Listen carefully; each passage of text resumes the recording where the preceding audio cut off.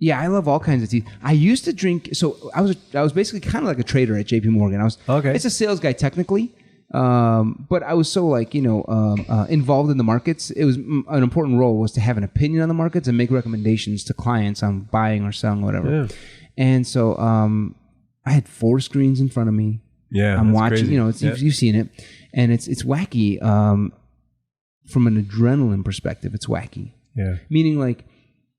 If a person is truly plugged into the market, watching all the screens, prices, and trying to get a feel for the rhythm, right, metronome, that in and of itself is adrenaline producing. Yeah. Oh, yeah. You can be hopped up on the market if you want. Yeah. And so then for a few years, especially when I started, but even in later years, I would have a Starbucks coffee before I start the job, start work. I would be having sometimes like borderline anxiety attacks. Because I was already full of adrenaline. Right. And I poured a bunch of coffee on top of that. Right. And so if something bad did happen, the idea of emotional control that you and I were talking about earlier goes out the window. It's really hard because anxiety is just now so hopped up on caffeine. It's much harder. So I ended the caffeine and I went towards more teas and eventually just water. I even skipped tea. But now I enjoy some tea sometimes. Yeah. But even to this day, I don't know why. Maybe I'm just an energetic guy. I don't like a lot of caffeine. Yeah, that's good. That's good. Yeah, I've been a coffee drinker. My wife's a tea drinker. She's trying to get me to drink more tea. So I've been trying that. There you go. But for a guy who went to high school in Japan, I would have thought tea would be a bigger thing in your life. It is a big thing. Tea ceremonies, right? Yeah, tea ceremonies. But we didn't quite get into that. But just green tea. I love green tea. So your story's fascinating. By the way, let's get started. So business news and other shit. What's up, listeners? That's the voice of John Kennedy. Your parents did not make the mistake, I hope, of making your middle name start with an F, did No, they? Actually, I was named after my 2 uncles. I had 2 uncles, each named John, on both sides of my family. Okay. And actually, my middle name is Jeff. And so John Jeff. All the way through up until about 9th grade, my family always called me Jeff.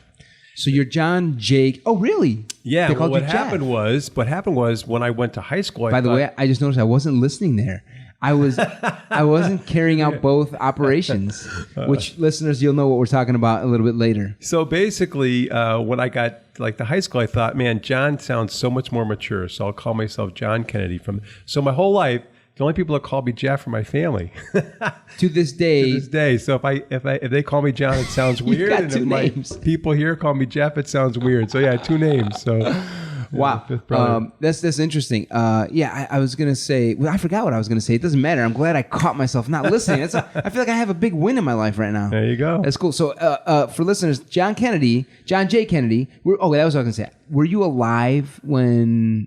Yes. Where you were born? Yeah, you were probably 10 or 15 years old? Before John F. Kennedy? Probably about when he was... 6 years about, I was born in 56, so about... you were 7, 8, 9, 10. Yeah. So you remember? I remember the funeral very well. Wow. Yeah. Are you Irish? I am Irish, yeah. Half Irish and half Danish.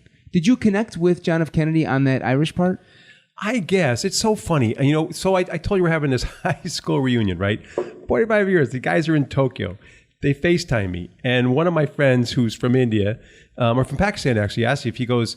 John, are you related to the Kennedys? Which is the exact same question he asked me when we met 45 years ago. Shut up. He didn't remember that. People still ask me that. That's what he remembered. The best part is that guy can't remember that he asked you.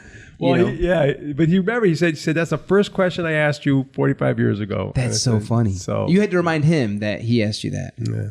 That's funny. So, I heard some stuff about John F. Kennedy recently.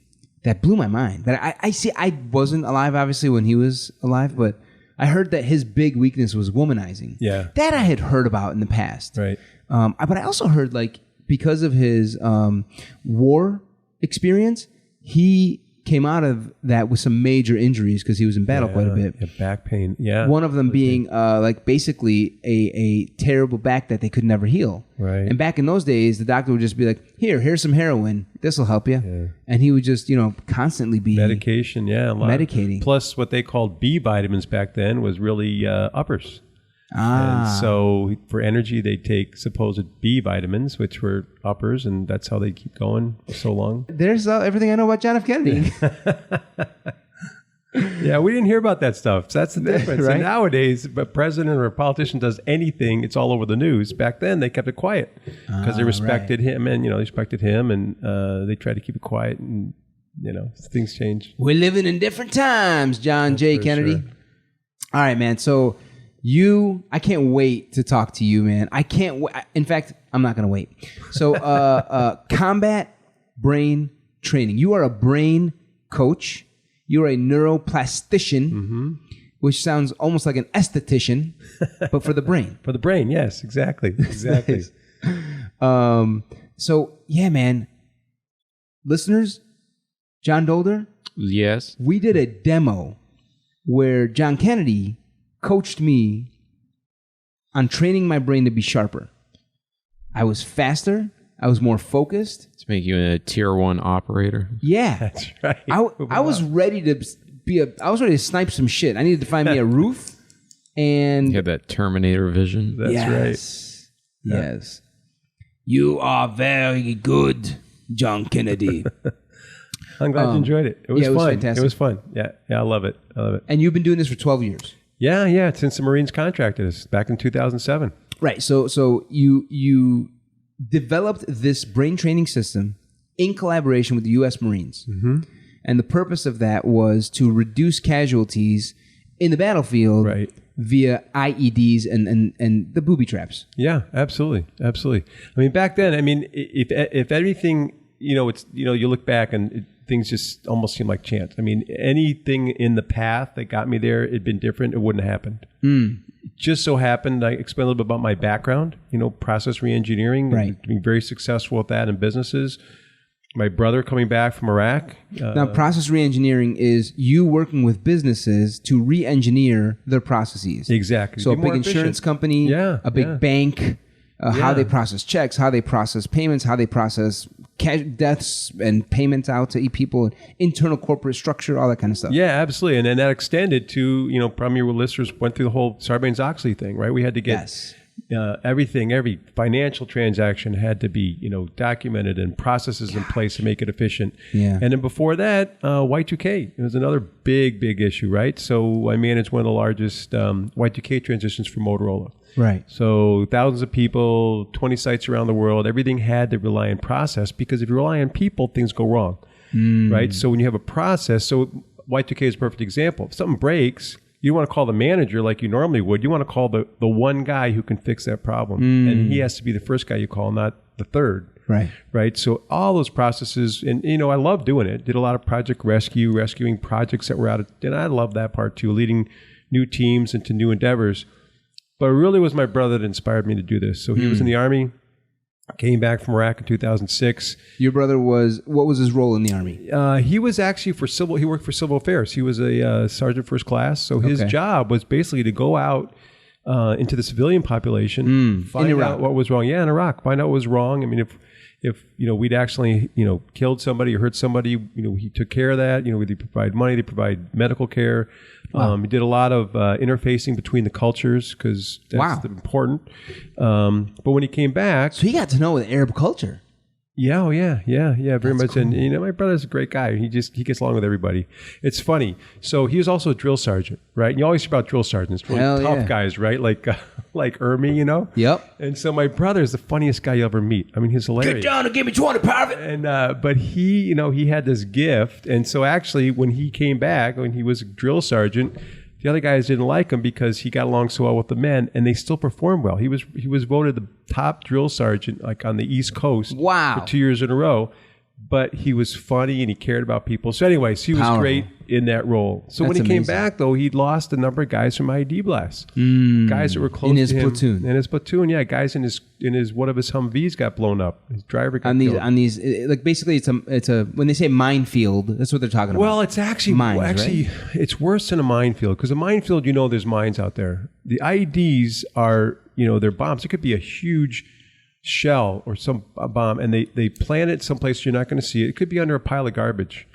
But the trigger man could be a mile away with binoculars. He's got a wireless detonator, so you don't see it. So he'll wait for the guys to come through, and then he'll blow it up. Damn. And so really, really powerful explosives, and you don't know where they are. And so he came back and he said, IEDs are killing us. Can you help? And that's when He came back and asked you that. Yeah, I'm a process re-engineering guy. I'm his big brother. Right? Yeah. So if you can't help us with the process engineering, at least you can maybe give us a pep talk, big bro. Well, and so that was the thing, right? So I tried to learn as much as I could about IEDs. And I got invited to this event out in 29 Palms, which is the Marine's largest training base. And they had this event every year. In California. Out in California, yeah, out in the middle of the desert. Marines like being in the desert because they can blow stuff up and not hurt anything, right? Yeah. So that's probably why the Muslims love being in the desert too. Blow stuff up. Yeah, maybe that's the practice ground. I don't know. So it's pretty bad joke, huh, guys? Yeah, Mojave Desert. So we'll go back to Mojave Desert. And they did. So they wanted, so big guys were there, Honeywell, Boeing, little guys like me, just anyone who possibly could come up with some unique, solution, innovative idea to the problem.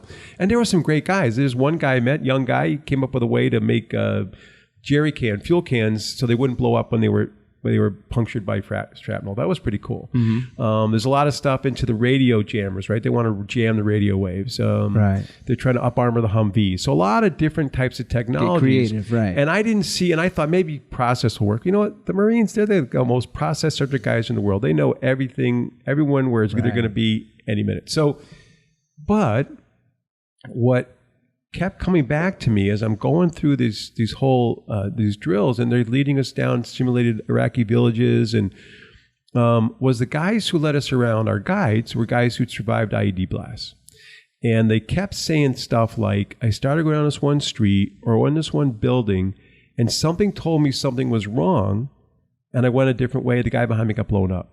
So they just felt something going down this alley, didn't feel right. Yeah. Turn around, get the heck out of that alley. Yep. The guy following him who did go down that alley lost his life. Yeah, exactly. Wow. Got blown up or wounded or something. So what is that? We would think of that as intuition. And at the time, he just kind of sniffed it out. Yeah, but not only that, but unconsciously sniffed it out. Yeah, and he made the right decision. So at the time, the leading, model you talk about for decision making was Gary Klein's recognition prime decision-making model, which is basically prime decision-making model. Okay. When you want to make a decision, you go back to the last time something was close. Yeah. Instead of taking all because there's too much data coming on asymmetric environments. There's so much data coming at you. Yeah. You go back to the last thing that's close to make the same decision. The problem with that, it's too slow, right? I mean, everything in an asymmetric environment like that, where every village is different, everything is different. There's not enough. Really time to pick up the right pattern. Right. So my goal was there a way to make to realize that, accept that, but also make the brain so fast that it could also assimilate real-time data to make that decision. So that was the whole purpose of it. So my hypothesis was, what if I could apply a process re-engineering methodology, right, like a different businesses, to the brain, focusing on the critical function or processes of executive function, and use neuroplasticity as the medium. So we created this field called applied neuroplasticity. Applied neuroplasticity. You created that field. We created that field. We're the first ones to actually really target that, because at the time, neuroplasticity was very well understood. Yeah. The brain changes based on stimulation. Everything you do, you repeat it, you think about it. Your brain will plastically mold to being a kick-ass Grand Theft Auto video game player. And that's the thing. If you spend all your time playing Grand Theft Auto, it will plastically form to that, right? Change your brain. And so even the things we think about are changing our brain. We can't stop that. It's just happening. And that's how we get into habit changes and so forth. But we wanted to actually apply very specific exercises to the areas of the brain critical to executive function and use that stimulation to change the brain. And then early research out of MIT found that robust stimulation, which basically means using as many parts of the brain as possible to make the brain work hard. Robust stimulation, which we'll talk about a lot more later. Yeah, exactly. And that actually will change the brain almost instantaneously. Instantaneously. And that's what we were looking for. Time is a low amount of time. Change the brain instantly. Marines could potentially instantly change their brain in a way where they're suddenly their critical thinking processes, their executive function now will make a decision based on this new mold in their plastic brain, if you will. They'll make a new decision that will actually prevent them from walking down that alley. Well, yes, and if they sense a danger, making a change, right? Making the right in that change. moment, in that moment. So the guy behind him doesn't get. He has the same process and doesn't get blown up. Right, exactly. Well, that was a hypothesis at first, right? Okay. And fortunately, again, everything kind of lined up. The general of the base, General Doug Stone, was a reservist in the past, so he actually had run companies before. He knew exactly what I was trying to do. Anyone else wouldn't have understood it. So they may not have bought what you're trying to sell. What you're trying to do, say, right? Or experiment with. So he was helpful, and he experiment. got it. And I still remember I was shaking hands with him at the last day of this event, and I kind of had this vision. The military calls it a coup d'oeil, which is basically sounds French. It is French from Clausewitz. It's actually everything kind of it kind of comes together, and I saw all this process work kind of flowing through my brain out into the Marine's brain and making it more efficient. That's kind of this cool thing. And so then we just had to make it happen. So we got the contract.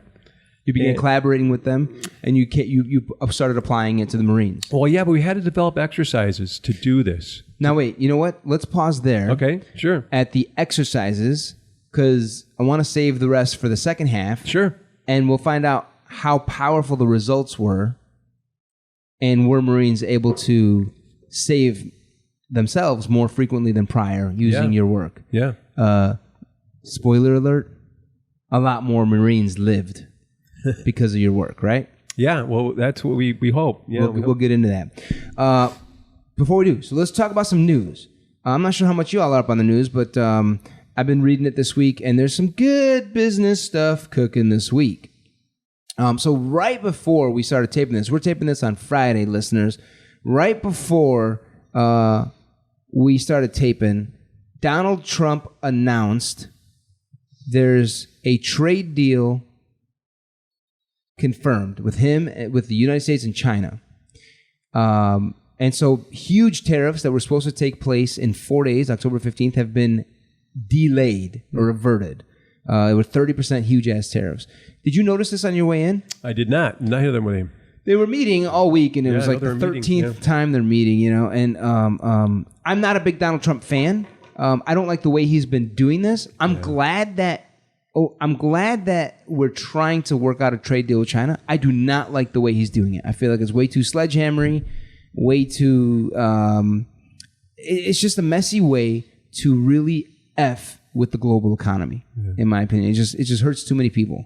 And then random people get subsidized, like the agribusinesses and so on and so forth. It's like, man, this is not the way to do it. So I don't agree with the way he's doing it. The fact that the headline I saw in the article I read said Trump announces trade deal with China. Anytime I hear Trump says anything, I'm not kidding. You want to talk about pattern recognition and brain plasticity? Yeah. I don't trust it. Yeah. I really don't, because I'll look at it most of the time and my mind will tell me, hey, that's actually not true. I don't believe that. And so it's happening again. The pattern is there. I'm like, I don't believe it. Like, there's no trade deal physically signed. Right. It will supposedly get signed in November. And also, it's not a full trade deal. He called it phase 1. So he's trying to chunk it down.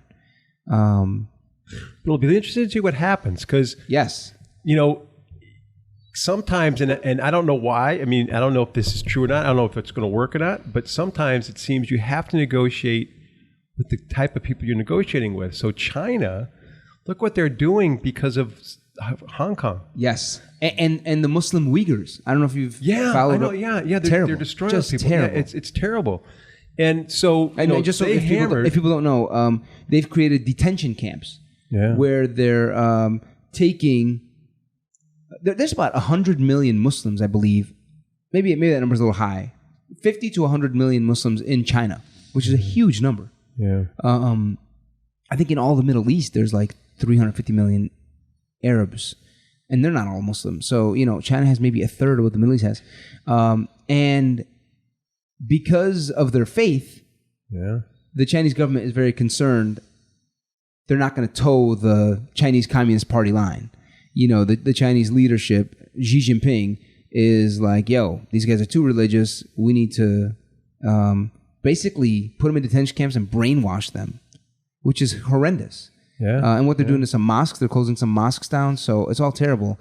So yeah, I mean, well, it'll be interesting to see, right? Because we've been polite to China for years, right? So Trump's hammering them. We hope it's going to work. I don't know if it's going to work, but he's kind of retaliating in kind in a way, trying to get them to push back and see where they come back. I don't know if it's going to work, but it's basically like if they're going to be like the mob, China, then you're saying maybe like Elliot Ness. Like who? Elliot Ness. Who's Elliot? Yeah, Elliot Ness. Remember Elliot Ness, the guy, the Chicagoan who busted up the mob in Chicago? Oh, is that what he did? Yeah. Was he like a DA or something? Or a prosecutor? It's a great movie. It's called Elliot Ness? Yeah, with Kevin Costner. I've heard the name. Yeah, I haven't seen the movie. Yeah. So, okay, yeah. So, well, I mean, like, I feel like what you're saying is, hey, maybe, just maybe, Trump is the right guy to actually be dealing with this China situation. Yeah. Because for the last several decades. Right? Fingers crossed. Yeah. I exactly. I would say how I think about it, God willing, I hope you're right. And it just I feel like they're also just still human beings. Yeah. And if you want to get a deal done with human beings, you can get a deal done. You just have to have more like moral courage. You just have to have, a sense of like what needs to get done and what your boundaries are. Right. So I don't agree with the way he's doing it. That said, I would make space the way you just described it of like maybe he's the guy to do it given he's a brass knuckles type of guy. Yeah, right. And unpredictable. Yes, and unpredictable. So I mean the trade deal is this. $50 billion in China will buy up to $50 billion in agricultural products from us, aka soybeans. Okay. And then they will follow some certain currency guidelines. There will be a provision about the intellectual property. That's been the big thing, is forced transfer of our technology to Chinese. And then they make all these fake iPhones and fake other stuff. And then open up, American finance companies would be able to do more business. They would open up their economy to more American finance companies, like, I guess the big banks like Goldman and JP Morgan. I'm skeptical. The market jumped on this news. So the market this whole week has been kind of sleepy, maybe down a little bit, but it went up like a 1.5%. Stocks jumped because of this trade deal announcement. And I'm just suspect that Donald Trump really needed some good news this week. He kind of had a shitty week. He did. Yeah. Right? I mean, the dude is getting impeached. It is moving quickly. The dude has a second whistleblower now, an intelligence official, so someone with some serious power, who's come out and said, yep, he's doing this. Rudy Giuliani just looks like a bigger clown to me every day with the things he's saying. And I just can't believe. And then what else has happened? There's been 2 arrests. They arrested 2 Ukrainian dudes because they were like the front men for the whole Ukrainian situation. So this is some good news. I've even heard, I've heard some of his supporters, I've heard anecdotally from a friend that people who were Trump supporters who used to come into his office, he's like a medical professional, they were big Trump supporters. They used to talk about how they support Trump. They're actually flipping their script now. They're actually changing their minds on Trump. Have you heard much of that? Have you? I haven't, but it's interesting because, always, whenever something's in the news, you always look what's not. Right? So speaking of China, the thing that's being buried under this is Biden. Right. I mean, Biden was in bed with the Chinese. He got his son those big deals with the Ukrainians. Right. Right? Was it $600,000 for doing nothing, basically, because he's Biden's son? So I think Trump was right to point that out. Now, if he's colluding with the Ukrainians, that's a problem, right? That's obviously a problem. But I think that it goes a lot deeper than we're seeing. What do you mean? Really do. Well, just because I think, did you read the transcripts? The actual transcripts, yes. not Schiff's. Schiff edited them? Oh, absolutely. Yeah, he changed the story. You read the real ones, he basically says, look, could you look into this? Doesn't seem right. And, so that you either say the president has it right or he doesn't. If he doesn't, then he's guilty. But under all that, Biden has been, getting his son all these. Yeah. If that was Trump's son, he would have been. Of course. A long time ago. That did occur to me. I was like, look, if Trump did some shit, this whole thing doesn't feel right with Trump being the person to call Ukraine and tell them dig up some dirt. That doesn't feel right. So if it's not illegal, I think it should be illegal. So if he gets off, I think that's crazy. However. But what Biden was doing, they knew. Congress knew about that they knew about that for a long time. They gave him a pass. So here's the thing. What I'm reading in the papers is what he did still supposedly, I've been questioning it in my own mind as well.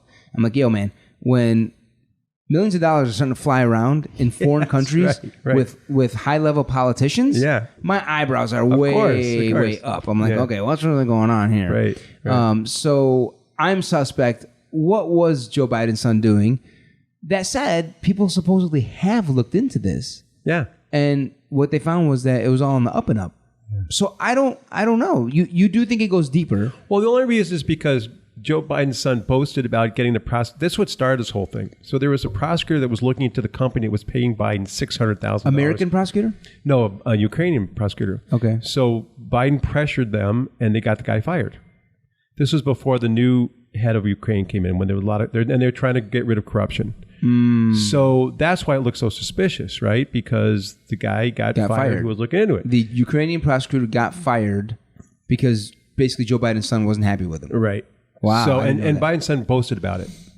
So now that doesn't say that Trump is doing anything right. I mean, maybe he's still doing the wrong stuff. Maybe they're both doing right. But you gotta look at this other stuff. I mean, maybe. And the whole idea with China. I mean, Biden's son was making money from China. China invested.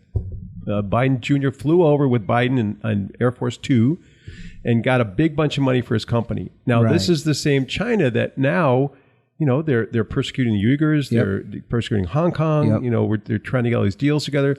Obviously, the NBA, you heard about that this week. They basically shed all over the NBA this week. So that's another interesting. So let's jump to that. Yeah, because I think that all of us at some time in our life, when we're least expecting it, we have a character choice to make. Right. Yeah. And I'm thinking about like LeBron and Kerr and the other guys. Popovich. So, they criticize a lot of things that happen in this country. That's fine. We're Americans. We have that right. Yep. But when it comes down to, criticizing China, who is cramping down on Hong Kong. Yep. Persecuting the Uyghurs. Yep. They're persecuting everybody. They're silent because of the money that's coming into the NBA. The NBA has been silent. Absolutely. So that's the character question, right? Do you speak up and say the right thing, like that one executive does, or do you which executive? The guy who started the whole problem. Daryl Morey. Is that his name? Yes. Yeah. I was reading about this. Yeah. So do you speak up or do you not speak up? Right. Yeah. And he spoke up. And holy shit, is there a major global furor? Yeah. Have you noticed this, Dolder? Noticed what? Clearly you haven't. The NBA issues with China this week? No. What are the issues? I wanted to use you as a litmus test because I wanted to see if it, because I know you don't read tons of. This would be a good gauge if any of the listeners out there haven't been following it, because I haven't been following it. So. Seriously, I mean, I know that I'm sure news hits your phone and you pay attention to some stuff. But I was curious if this came across and you saw something about this and it caught your eye. I think it hasn't caught most people's eyes. Well, it's because it's been suppressed.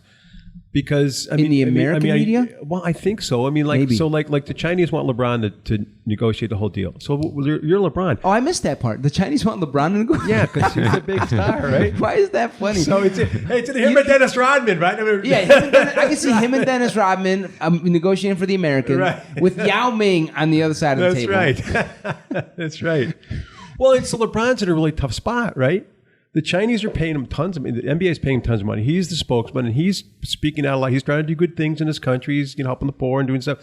And he's criticizing a lot of things that are happening in this country. LeBron, we're talking about. LeBron is, yeah. And so, but now he's in a really tough spot.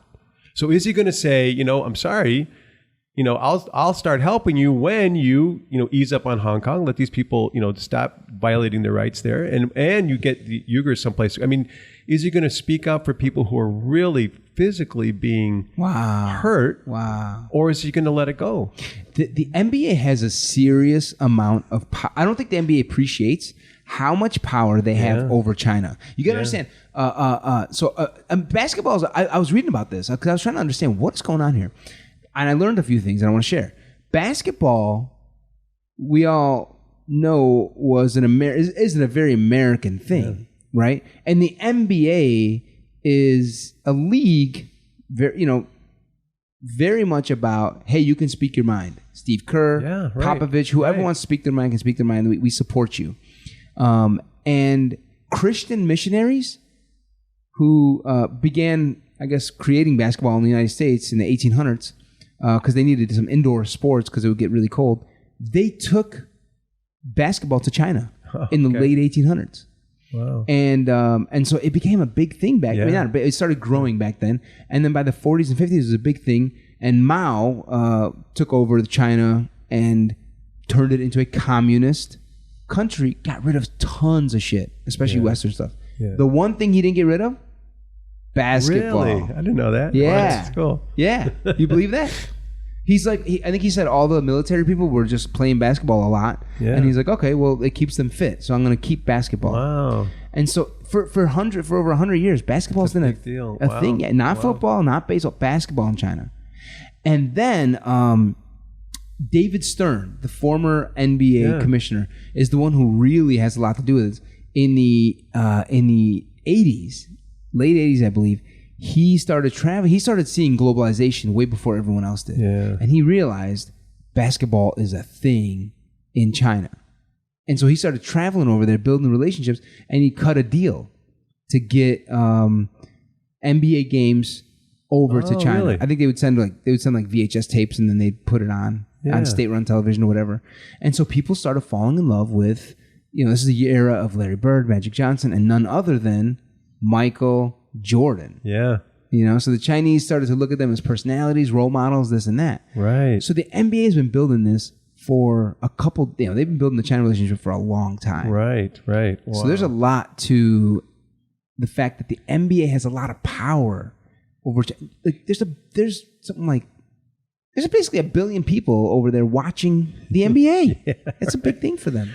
Well, it's interesting that, China could have let that statement go, right? They could have just, So let's say, I wrote it down, Daryl Morey, right? This guy is the GM of the Rockets. So he runs the Rockets.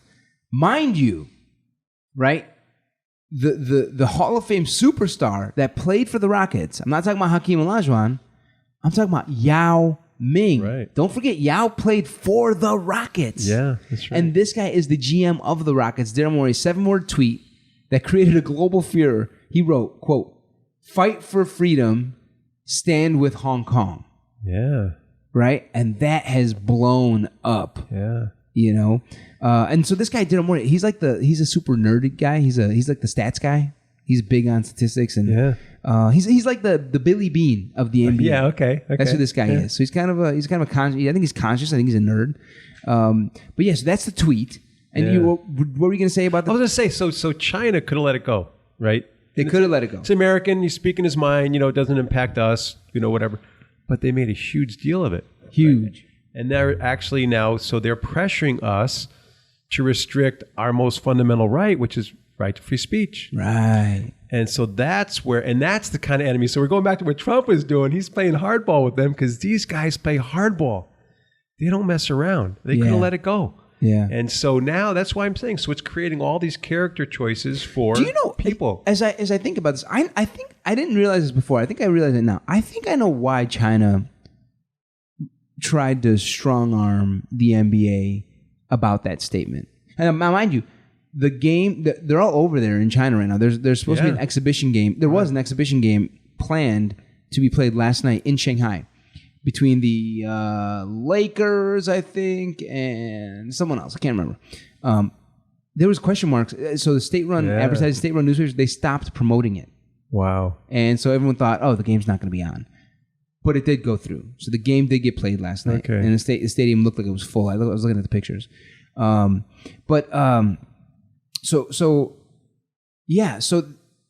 I think China, right, is making a big stink about this because of the power of these personalities, of the NBA, of LeBron, of all these guys. Yeah. I think that if one dude, Daryl Morey, says that, it wouldn't surprise me if that could have an impact on the psyche of all these people who only have stars in their eyes for some of these big stars. Well, if LeBron said something like that, that'd be huge, right? Massive. Yeah. David Stern said something interesting in the 80s or 90s. It really sums up this whole thing. I was learning a bunch about this. David Stern is the guy who kind of opened up the China market. Now, mind you, this market is like the NBA makes $4 billion. Yeah, it's huge. Massive. I don't even know if they make that much. My guess is they make that much from the U.S., but but maybe not. I don't know. So David Stern, the former commissioner, said something like, yes, I do find it problematic how the Chinese operate human rights and just how they operate their government. And that said, it's my duty to maximize profits for these MBA owners. That's my job. And so he made it crystal clear, right? Yeah. Crystal clear that China can do whatever it wants, and in my mind, can strong arm the NBA to not say a thing and continue to allow money. It's money. Yeah. It's money. Love of money is the root of all evil. Right? There you go. The love of money is the root of all evil. Yes. Money itself is not evil, I don't believe. Nope. The love of it. I agree. That's right. I always have this saying I say sometimes, dollar. You've heard of Allahu Akbar, right? Yeah. It's a beautiful idea in Arabic. Unfortunately, it's been, by the media, it's been ripped apart to mean something about a terrorist might do something. But Allahu Akbar means God is greater. And the idea is especially God is greater than me. Yeah. Many human beings, will basically identify with God or think themselves, as greater, the greatest gift into, the universe. So it's a an expression of humility when you say God is greater. Yeah. I think in this country, especially the way we've set up the economy and how profits take precedent over everything else, it's Dollar Hu Akbar.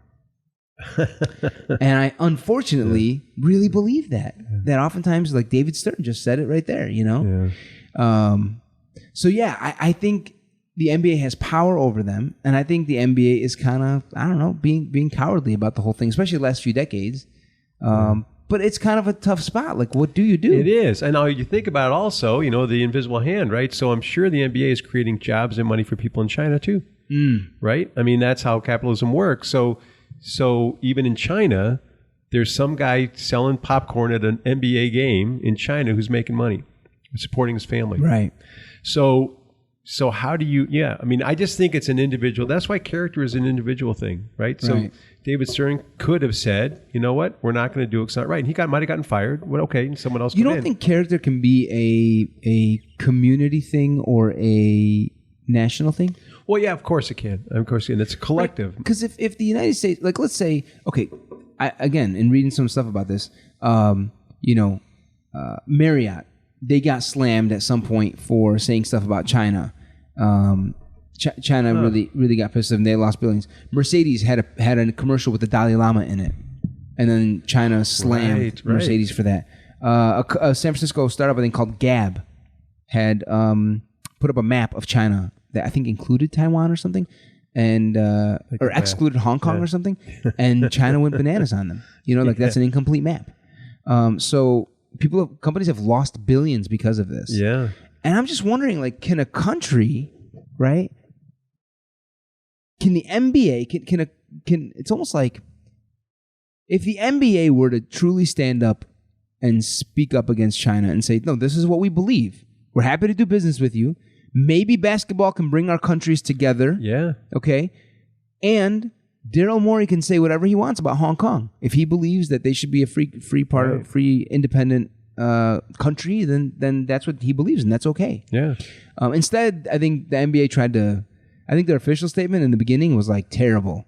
It was like, he can say what he wants. We hope China can see that we should still do business together. I don't know. Basically, it was like they're trying to have the best of both worlds. Right. Trying to appease the American people and appease Chinese people. Right. It didn't work. It's going to be hard. I mean, it's tyranny, really. It's what, that's what our country stands against. China's tyrannical. So what do you do? And how do you, I'm not the one to solve this problem. I don't know how they're going to do it. No. My opinion is there's a lot going on in China that's ugly.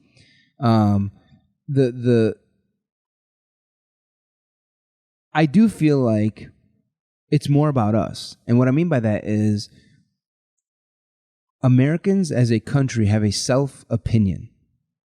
And I think our self-opinion, frankly, has been on the decline. Yeah. Right? It doesn't feel like, whether you're on the right or the left, it's not like we felt 50 years ago, 75 years ago, 100 years ago, where we stood for something. Right. It feels like more we just stand for profits. That's it. And everything else politically, whatever, we'll just prioritize that over character. And I feel materialism. Yeah, consumerism, materialism. Yep. And so, my strong opinion is it would benefit us as a country, instead of being so polarized, if we did stand for something like against China. It's weird, but that's what I think is bring the country together. Correct. It's like stand for something. Stand for something. Right. I feel like that's how, I don't know. Do you live your life and think about that sometimes? Like at some point, I'm going to have to take a stand on something, whatever it is. Yeah, and I do, sometimes. I mean, you never know when it's going to happen. Someone asks you a question and you respond, right? So, I hope I honor myself, my family, and by saying the right thing. And I think that's true collectively too, not just. Well, it's interesting. So my daughter's studying American history right now, and they're studying, John Locke, the social contract. The social contract is the basis for democracy. It's where people willingly give up their individual rights to come together for the greater good. And that's... What's an example of that? Our initial country, right? So the Constitution, all those states, they had to give up some of their states' rights to become a national, right? Because that's why the original Constitution had federal government, state government, and then individual rights. It was very clear. Our Constitution was the only ones in the country, in the world, that protects us from government. Most of them support government. Our Constitution, if you read it, protects us against government because they're the bad guys. They're the ones who are going to take. I saw a T-shirt the other day. It says the government can't give anyone anything that they didn't take from someone else. Wait, say that a little slower. The government can't. The government can't give anything to someone that they didn't take from someone else. Oh, right. And so they've got to take it from somewhere to give it to someone else. They don't produce anything on their own. So, and I think that social contract is important. And I think that if we realize that as a country, and we realize we have to give up a little bit of our rights, whatever they are, to come together to make the country stronger, then that's not a bad thing. Right. So anyway, so that's how democracy is supposed to work. Then on the other hand, you have the Chinese, who basically government controls everything. Socialists or communist countries. And personal rights have gone. Doesn't feel good. Oh. Right. So NBA, stand for something, please. Yeah, I don't know what's going to happen at this point. I just know that billions of dollars are at risk for the NBA. Yeah. And I think a lot of other companies are watching very closely. Yeah. Right? Because there's a lot of companies doing business in China. Here, for example, Tim Cook, Apple. This man has probably had tons of forced technology transfers to China. Right? A lot of Tim Cook's technology has been stolen by China, and there's lots of fake iPhones out there. I think I've heard you can go to China and go into fake Apple stores too. Really? I think so. But the Apple stock today hit a new high because China demanded that Apple yank one of their apps off the iPhone. Really? It's an app that allows Hong Kongers, I think they're called that, it's an app that allows Hong Kongers to track where the police are. Oh, wow.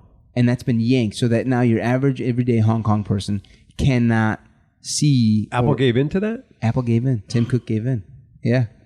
That's that's the opposite of the NBA in some ways. Yeah. You know what I mean? That's terrible. Yeah, I didn't like that. I was like, really, Tim? You know, Like you don't have enough money? Right. And this is a guy who's already getting forced transfers. Yeah. You know, so I think when you're sitting atop a $100 billion, I mean, Apple's probably worth $1 trillion company. Yeah. All you're thinking about is the dollars. Yeah. It seems to me it's hard to stand apart from those stakes. Yeah. You know. Right. So I think a lot of companies are watching very closely here with the NBA because I think the NBA makes probably benefiting one of the most beneficiaries of China. Yeah. And that relationship that's been blossoming the last several decades. It'd be interesting on the big picture. So, over the years, industries have risen and fallen based on technology changes, right? You remember, the big deal years ago where we were outsourcing developers, right, to India and so forth. What people forget about that, we were also, the other part of the technology industry that got decimated was hardware. if you remember, 20 years ago, if you wanted to build a network, you had to go get Cisco. You had to buy. You had a technician had to come install it. Linksys. Now you go to Radio Shack or you go to order from Amazon. You set it up yourself. All that labor was gone. Right. But we don't notice that because we have the control over our own network now. We don't even think about those people out of work. But that's just part of the cycles. I think there's a term in economics that I studied and learned. It's called creative destruction. Oh, okay. Like the idea is basically, let's take an example. So when the technology of the train came about, and they started laying lots of railroad tracks, well, that's a huge creative explosion. Yeah. Right? Yeah. It's a huge creation. Lots of labor, lots of jobs, all kinds of stuff. Laying railroad tracks, running the trains, building the trains, so on and so forth. Right. And people can now move quickly. They can move huge amounts of equipment quickly. But it was despite the fact that it was creative, it did destroy a different industry, which was the horse and carriage industry. Yes, right. That's right. And so for decades, that's right. Decades, despite the fact that the technology had been created, the train, there was a period of time where they had to, I believe, stop laying railroad tracks because the horse and carriage industry successfully lobbied the American government to say that trains are banned. They're scaring the women and children. That was the argument, and it worked for some time until I don't know what happened. I haven't followed, but at some point, you just had to destroy the horse and carriage business. Yeah, right. And so I think that happens today. I'm wondering if that could happen with the NBA. I mean, I don't think people would stop watching the NBA. That's what it would take. But there's other leagues, there's other sports. Right. I don't know. Oh, you mean like the Chinese? Yeah, I'm wondering if there's a tipping point here with this. Maybe. I think the Chinese government is worried that it may not get destroyed.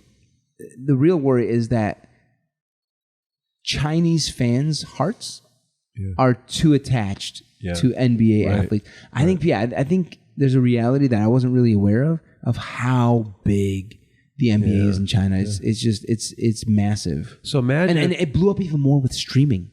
Because before they had to ship the VHS tape, now they just stream instantly. People are on their, in China, they're on the other side of the world. They're on their train going to work at 8 a.m. watching our evening games. So imagine this. Imagine if the NBA stood up to China. Yep. And China, shut them all down. The NBA lost millions of dollars, but it started moving in China because something they really loved was taken away from them. Maybe they'd start revolting. Yes. There's been situations like that's happened in the past. I can't remember. Could you imagine? I read recently about a country where that happened. The government clamped down, and the people rebelled.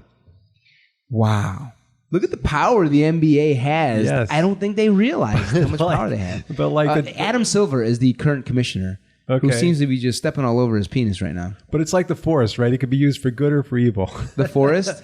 The Force. The Force from Star Wars, right? So the Force, NBA, it's got all this power, but it can use for good or it can use for money. Yeah. What do they got to choose? Damn. Yeah.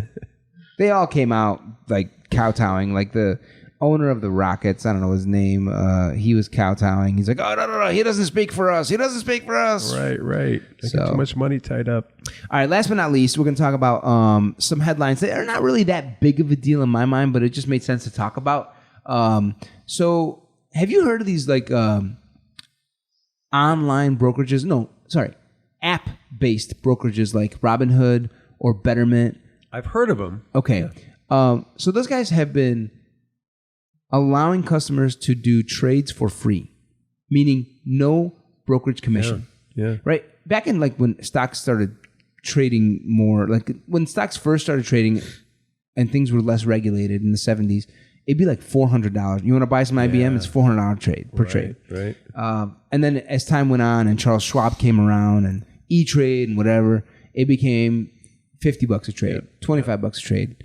And now it's like $7 a trade. But then these robo-advisors and these apps came along, Robinhood, and they were like, no, we're free. Wow. Yeah. So it was just announced this week that Schwab no longer has a commission on their trades. They went to a zero commission. With that. Yeah. Correct. Yeah. And then immediately, I think the same day or the next day, TD Ameritrade and E-Trade followed suit. Wow. And all 3 of their stocks that day went down 15 or 20%. Down. Yes. Yeah. Wow. Because the reality is, yeah. I think Schwab has been preparing for it. So their revenue is like, I think they have like 7 or 8% of the revenue is these commissions. I think they try and make commissions through kind of being a bank, as well as they try and make commissions through advising clients. And so, but the fact that at TD and E-Trade, they have a much bigger, I think it's like 15% of their revenue is brokerage commissions. Wow. So it's a big deal. These guys. Yeah. But again, even though the stock market, even though they took a hit, the reality is they needed to figure out other ways to make money than just brokerage commissions. So they're going to figure all that out. The only reason I bring up this story is just to emphasize to people who are listening, who if they're not, trading or investing or saving a portion of their income for the purpose of building wealth over time, this is just another reason to do that. Yeah. The fact that these guys are now zero. These are the 3 biggest guys, right? Schwab, TD Ameritrade, and E-Trade, the 3 biggest online guys. I think they each have they have different amounts, but trillions and trillions of dollars under asset. Yeah. Do you have investment accounts with any of these guys? I don't. I used to years ago, but now I just invest in my own company. So okay. You just in yourself. Yeah. Got it. So you don't. Yeah. So that's which is very and someday, smart. hopefully, we'll be able to stock in me, but I don't know. One day, baby. We'll see. Yeah. One day. So that the emphasis I'm bringing up is like stocks are up today because of the trade, whatever. Stocks go down because of brokerage announcements, whatever. They're going up and down over time. The goal is to continue to invest regularly. I always talk about something called 60-20-20. Invest. So when you get your income, right, whatever your paycheck is, 60% is for your living arrangements, 20% for saving, 20% for splurge, whatever you want to splurge on. So 60% should go towards your living arrangements, right? And the other 20 and 20 can be used. The 20% that gets saved, you want that to build over time. And so the advice I give people is invest 20%, have it go straight out of your check into a savings account. Yeah. The stock market has been going up for over 100 years. The way our country is built and designed, as you heard, Daryl WHO, they want to keep that stock market going up. Yeah. And that fact that these commissions are now going to zero, and that headline should just probably bring in more and more people. Yeah, it's one more obstacle gone. Exactly.